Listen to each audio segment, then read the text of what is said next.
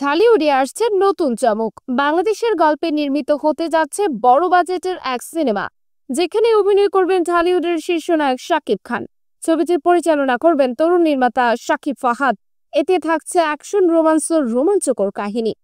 ছবিতে শাকিব খানের বিপরীতে খল চরিত্রে দেখা যাবে শক্তিমান অভিনেতা তৌকির আহমেদকে।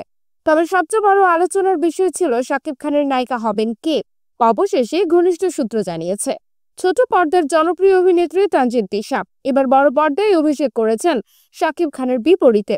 যদিও পরিচালক বা অভিনেত্রী এখনো আনুষ্ঠানিকভাবে কিছু জানাননি, তবে মৌখিকভাবে সব চূড়ান্ত হয়েছে। আগামীকালই আনুষ্ঠানিক ঘোষণা আসবে বলে জানা গেছে। সিনেমায় শাকিব খানকে দেখা যাবে রাষ্ট্রীয় গোয়েন্দা সংস্থার সাবেক এক দক্ষ এজেন্ট হিসেবে, যিনি দেশের জন্য একের পর এক ঝুঁকিপূর্ণ মিশন সফলভাবে সম্পূর্ণ করেন। চরিত্রটির ছাপ থাকবে বলিউডের ব্লকবাস্টার পাঠান বা টাইগার সিরিজের মতো সাহসী ও উত্তেজনাপূর্ণ রূপে। শাকিব খান দীর্ঘ 2 দশকের বেশি সময় ধরে ঢালিউডের 1 নম্বর নায়ক হিসেবে রাজত্ব করছেন। তার ঝুলিতে আছে অগণিত সুপারহিট সিনেমা এবং ভক্তদের অফুরন্ত ভালোবাসা। দেশের বাইরেও বাংলা চলচ্চিত্রকে তিনি নতুন উচ্চতায় নিয়ে গেছেন। অন্যদিকে তানজিন তিশা ছোট পর্দার জনপ্রিয় মুখ।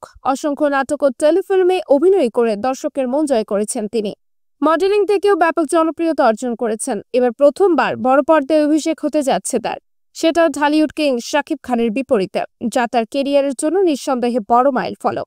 আগামী সেপ্টেম্বরের প্রথম সপ্তাহে সিনেমার শুটিং শুরু হবে এবং পুরো শুটিং হবে বাংলাদেশেই। সবকিছু ঠিক থাকলে আগামী বছরের ঈদ উল ফিতরের ছবিটি মুক্তি পাবে।